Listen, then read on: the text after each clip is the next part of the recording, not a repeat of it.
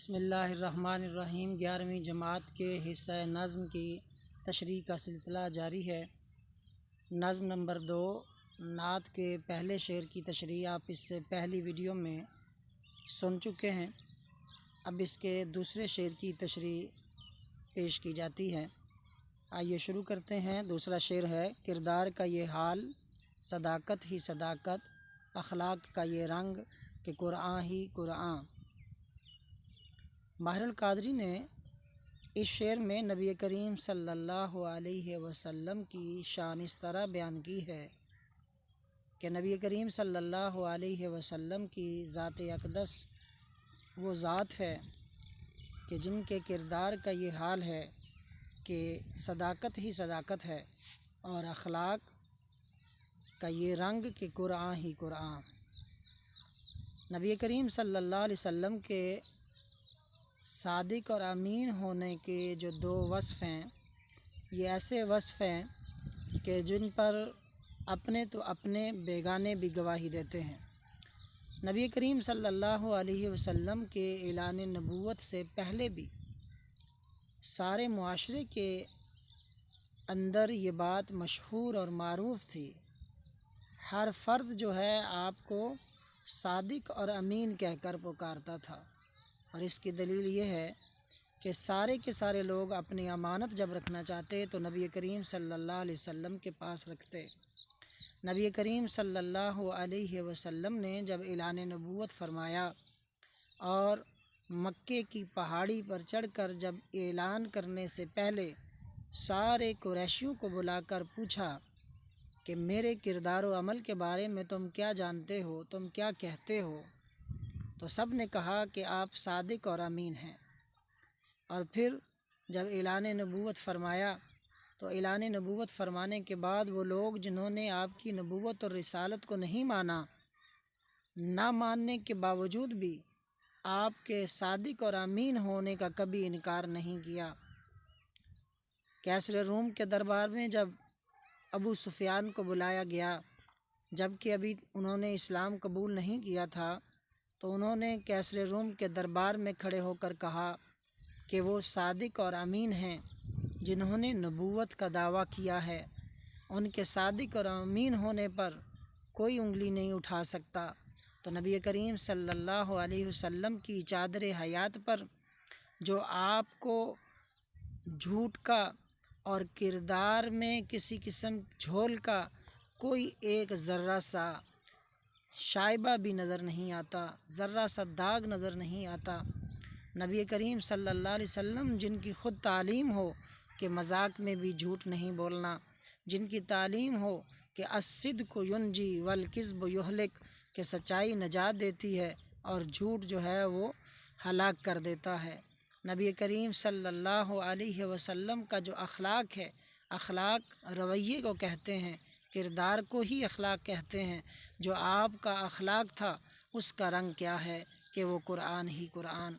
کہ قرآن مجید میں اللہ رب العزت نے ارشاد فرمایا اِنَّکَ لَعَلیٰ خُلْقٍ عظیم، اے پیارے حبیب صلی اللہ علیہ وآلہ وسلم، آپ اخلاق کے بلند مرتبہ پر فائز ہیں۔ خود نبی کریم صلی اللہ علیہ وسلم نے ارشاد فرمایا اِنَّمَا بُعِثْتُ لِأَتَمَّمْتُ مَکَارِمَ الْأَخْلَاق، کہ میری بعثت ہی اس لیے ہوئی ہے کہ میں اچھے اخلاق کی تکمیل کر دوں، میں مکارم اخلاق کی تکمیل کے لیے بھیجا گیا ہوں۔ نبی کریم صلی اللہ علیہ وسلم کا اخلاق کیا تھا کہ وہ قرآن ہی قرآن۔ حضرت عائشہ صدیقہ رضی اللہ تعالی عنہا سے پوچھا گیا کہ نبی کریم صلی اللہ علیہ وسلم کا اخلاق کیسا ہے، تو حضرت عائشہ صدیقہ رضی اللہ تعالی عنہا فرماتی ہیں کان خلقہ القرآن، یعنی آپ صلی اللہ علیہ وسلم کا اخلاق تو قرآن ہے۔ کیا مطلب کہ قرآن مجید کی چلتی پھرتی تفسیر ہیں، اور خود اللہ رب العزت کا فرمان کہ اِنَّکَ لَعَلیٰ خُلْقٍ عظیم، کہ آپ خلق عظیم پر فائز ہیں، آپ عظیم مرتبے پر فائز ہیں۔ اسی لیے شاعر نے کہا تیرے خلق کو حق نے عظیم کہا، اِنَّکَ لَعَلیٰ خُلْقٍ عظیم، تیرے خلق کو حق نے عظیم کہا، تیری خلق کو حق نے جمیل کیا، کوئی تجھ سا ہوا ہے نہ ہوگا شہا تیرے خالق کے حسن و ادا کی قسم۔ نبی کریم صلی اللہ علیہ وسلم کی صداقت اور امانت یہ ایسے دو وصف ہیں کہ جو ایک سورج نصف النہار کی طرح چمک رہے ہیں، جو ایسے اس طریقے سے جیسے شمس نصف النہار چمکتا دھمکتا ہے، جس کا کوئی انکار نہیں کر سکتا۔ نبی کریم صلی اللہ علیہ وسلم کا جو اخلاق تھا کہ اپنوں کے ساتھ تو ہر کوئی بہتر اخلاق کے ساتھ پیش آتا ہے، لیکن نبی کریم صلی اللہ علیہ وسلم کے اخلاق کا مظاہرہ جو آپ نے فرمایا، وہ آپ اس بات سے اندازہ لگائیں کہ وہ لوگ جو آپ کی جان کے دشمن تھے، آپ نے کبھی ان کے ساتھ بھی کبھی برا کرنے کا نہیں سوچا۔ نبی کریم صلی اللہ علیہ وسلم طائف کے سفر پر جاتے ہیں، لوگ پتھر مار کر لہو لہان کر دیتے ہیں، اور پھر بھی ان کے لیے دعا کے لیے ہاتھ اٹھاتے ہیں۔ یہ اس وقت کہ جب انسان مجبور ہو، جب انسان کے پاس طاقت نہ ہو، تب کرنا تو سمجھ میں آتا ہے، لیکن ایسی ہستی کہ جن کے ساتھ اس طرح سے لوگوں کا سلوک ہو، اور اللہ اپنے فرشتے کو فرشتوں کی فوج کے ساتھ بھیجے اور آ کے وہ عرض کریں کہ حکم ہو تو اس وادی کو دو پہاڑوں کے درمیان چکی کے پتھر کی طرح پیس کے رکھ دیں، اور پھر بھی وہ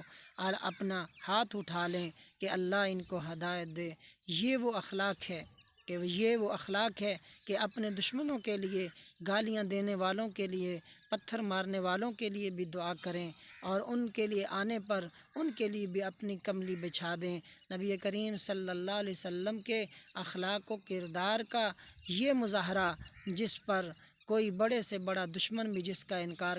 نہیں کر سکتا تھا کہ پیغمبر ہادی برحق صادق بھی امین بھی ہے، ہمیں ہے اعتراف اس کا، ہمیں اس کا یقین بھی ہے۔ نبی کریم صلی اللہ علیہ وسلم قرآن کی حسین چلتی پھرتی تفسیر تھے۔ نبی کریم صلی اللہ علیہ وآلہ وسلم، کسی شاعر نے کیسے خوبصورت انداز سے اس کو بیان کیا ہے کہ لب صادق سے ان کے جو تقریر ہو جائے، کبھی قرآن بن جائے کبھی تفسیر ہو جائے۔ تو نبی کریم صلی اللہ علیہ وسلم کا جو اخلاق ہے وہ قرآن ہے۔ نبی کریم صلی اللہ علیہ وسلم کا جو کردار ہے وہ صداقت ہے۔ نبی کریم صلی اللہ علیہ وسلم کی پوری زندگی، خواہ وہ اعلان نبوت سے پہلے کی ہو یا اعلان نبوت کے بعد کی ہو، آپ کو صداقت ہی صداقت نظر آئے گی،